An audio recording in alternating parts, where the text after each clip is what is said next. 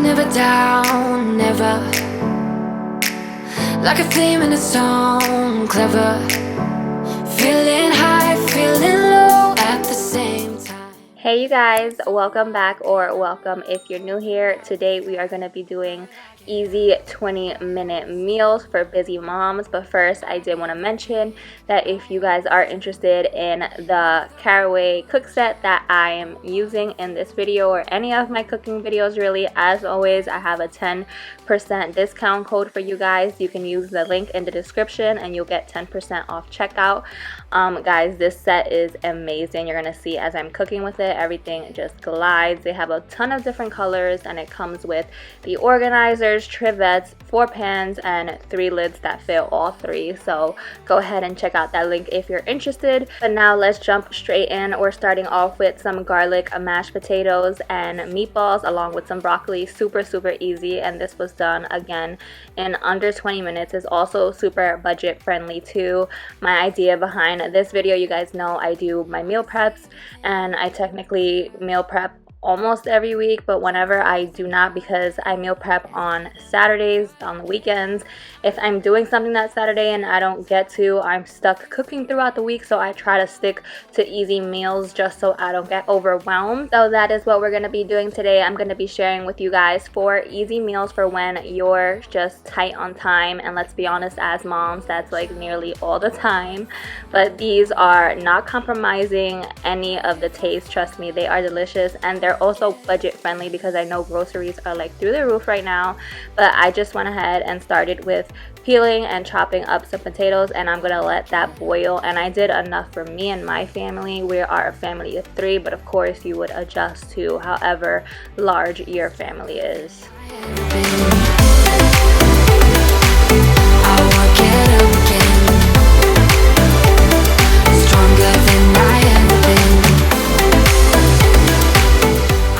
So part of it being under 20 minutes is multitasking. So as the potatoes are boiling, I'm going to start on the meatballs, and I'm just using ground turkey, but you can use ground chicken or ground beef, whatever you want. And I just seasoned it with some all-purpose seasoning, some garlic powder, black pepper, and onion powder.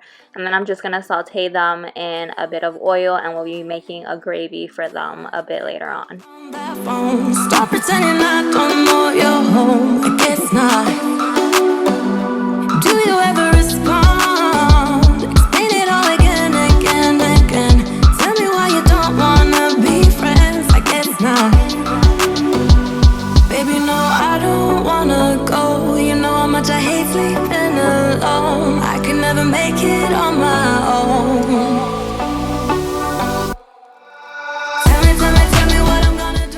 So I just want to disclose that obviously you do not need this much olive oil, especially with these caraway pots. You literally just need a drop and you are good to go. But I like to use the oil mixed with other ingredients to kind of get the gravy going, if that makes sense. But you do not have to do that, y'all. You can just put a drop of olive oil if you want, but that is how I add to my gravy. Not yet. Do I ever forget? Erase your pretty face inside my head. Wishing you the best of life instead. Well, not yet. Baby, no, I don't wanna go. You know how much I hate sleeping alone. I can never make it on my own.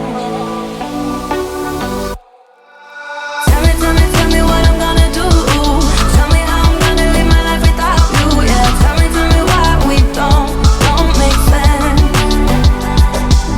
Tell me how I'm gonna get through. I don't wanna think another life without you. Yeah, tell me why we don't make sense.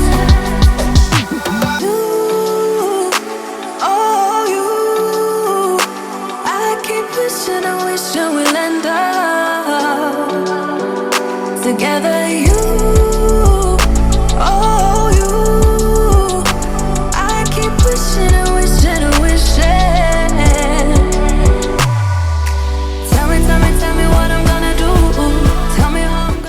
For the ground turkey, it typically cooks really fast, so it only took me about 5 minutes on each side.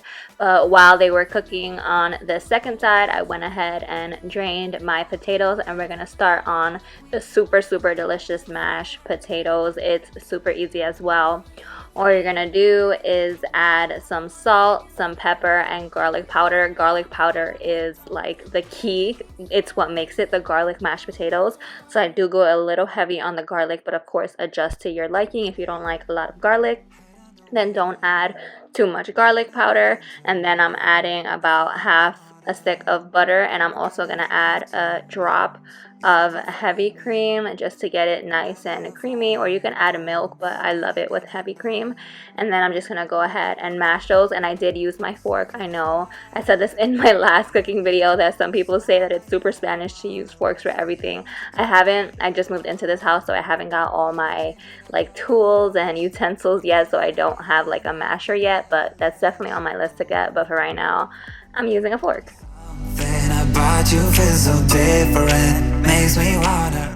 For the gravy, I'm gonna add some tomato sauce to the oil and mix that up. I used about, I would say, a third of that small can. I also added some sofrito. You can get store-bought sofrito. If you don't know what that is, it's just like, it's basically the secret to all Spanish cooking is like peppers, onions, all that stuff like mashed together to make like a paste. But I have a homemade one. My mom makes them, so I added about a tablespoon of that, and then I also added a little bit of beef broth, and I let that simmer for a bit. Now this is how I make my gravy. But you can also do a super simple gravy with some beef broth. Oh, I also added a bay leaf, but you can also do a super simple gravy with some beef broth, and then adding some flour and then some thyme and all that other stuff, season it, salt and pepper. But I love doing it this way. It is delicious. And then to add to the meatballs and mashed potatoes, I just went ahead and got this like microwavable bag of broccoli and popped it in the microwave. You put it in the microwave for like 3 to 4 minutes, and that's it, you guys. Every time I look at you pull me back into your rivers with my little. Next up, we're going to be doing a super easy creamy sausage pasta with some garlic bread. So I went ahead and put some water to boil, and then I chopped up my sausages. So I'm using chicken sausage, and I'll typically use the regular chicken sausage that you can take out the casings.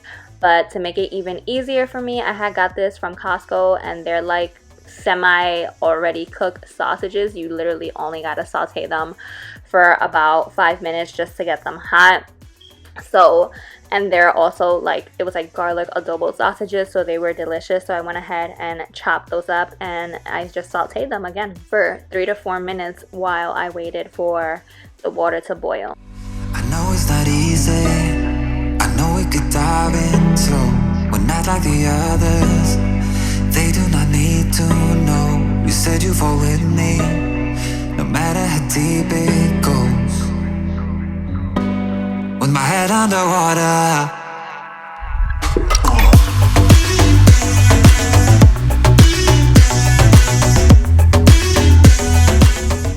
For the pasta, I would usually use bow tie pasta. You can use whatever pasta you want, and I love it specifically with bow tie pasta, but I only had this whole wheat pasta on hand, so it worked out because it's healthier anyways, right? So anyways, while I put that to boil, the sausage was already done because they cook super quick, so I just put them to the side.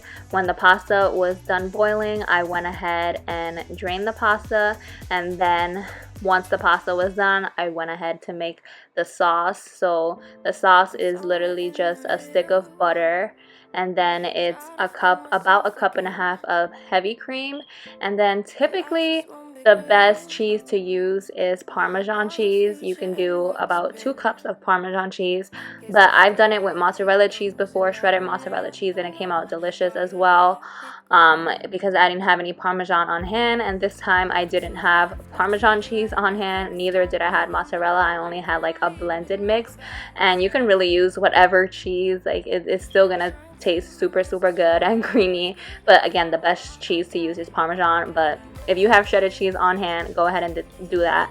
As you can see, I'm just using what I had on hand. I had that chicken sausage on hand, I had that pasta on hand, and it's not typically what I would use, but I'm just using whatever I have on hand. So anyways, you season it with salt, pepper. I was very heavy on Italian seasoning, and then I also added some basil and a little bit of garlic. I didn't add too much garlic just because the sausage already was like garlic adobo and I didn't want it to be super garlicky.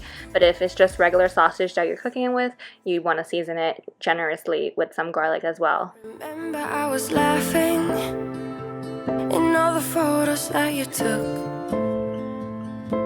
but now it looks like acting, like we were fiction in a book. Guess it's the way it goes, and I will never know why you let me go. So I left this part in just so you guys can see. Once you mix everything together, you're literally only gonna let it like come together a tad bit. I got caught up with the baby and I let this boil for way too long. And what happens when you boil the cream for too long, once everything is done, and it'll be creamy at first, but once it gets cold and you have to reheat again, it kind of separates, like gets kind of chunky. It's still delicious and it doesn't matter, but if you have like problems with texture, don't let the cream boil too long, or even when you add the cheese after as well, don't let it boil too long. You just want to melt it together just enough for it to all combine. So you guys are gonna see, because I did let this get cold and then I went ahead and reheated it when it was time to eat, so it did come out not as creamy as I was like. When I mix everything together, you guys are going to see that it's creamy because obviously it's still hot, but then once it cools down, it's separated a bit because I got caught up with the baby and I let it boil for way too long.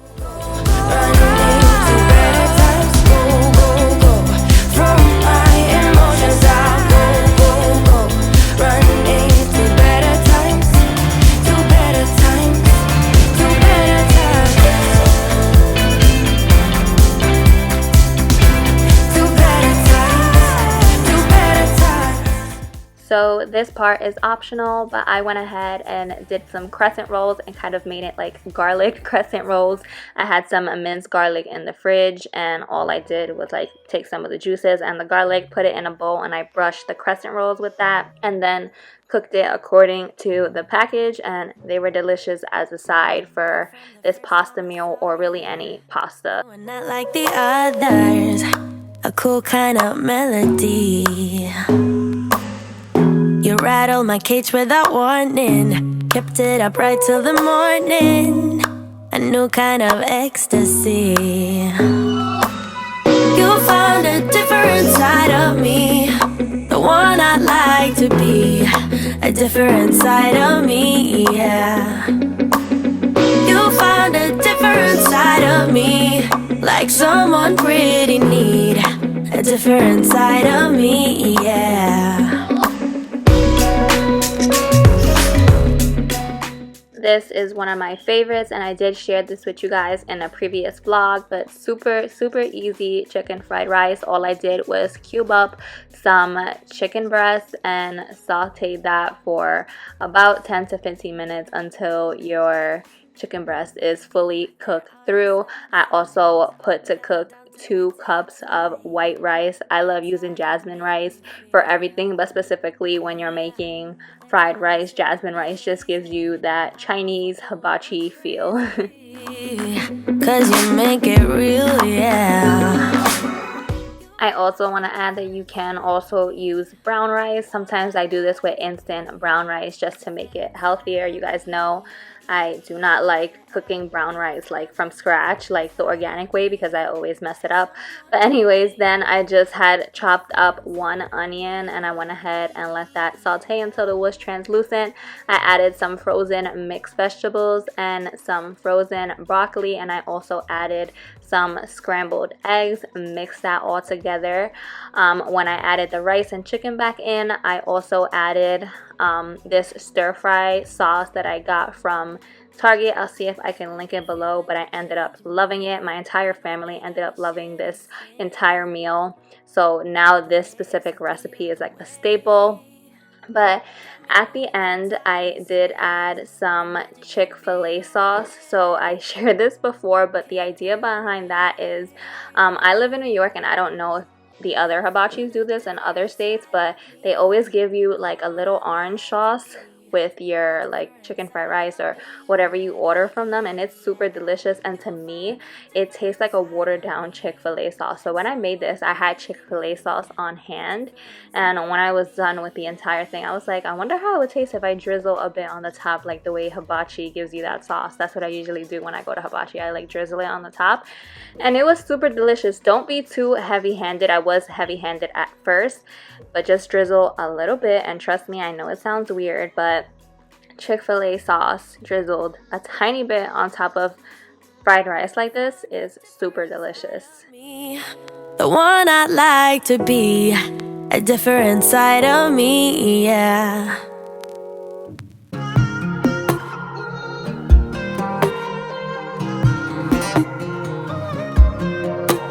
My mind's accelerating when I'm thinking about the good times that we had.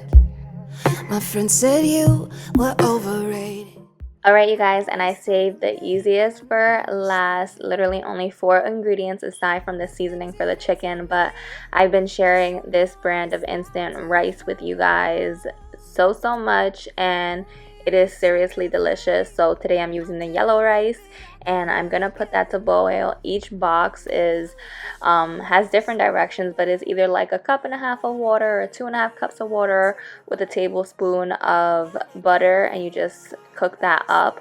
It tells you exactly how on the box, but this specific one was 2.5 cups of water per box, so I was doing 2 packages, so I did do 5 cups of water and 2 tablespoons of butter. Guys, seriously, Stop and Shop, Target, they all have this brand of rice. You guys need to try it, and it's comes out super fluffy, super good each time. And I use the brown rice one a lot because I hate cooking brown rice. This one's actually the regular yellow rice. It's long grain rice, but anyways, and we're gonna be pairing it with some super easy pepper chicken. And yes, I know my red pepper looked like it needed Botox.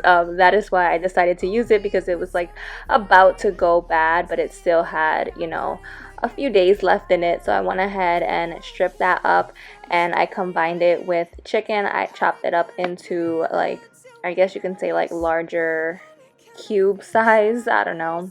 And then I seasoned it again with sofrito, all-purpose seasoning, onion powder, garlic powder, black pepper, and a packet of sazon.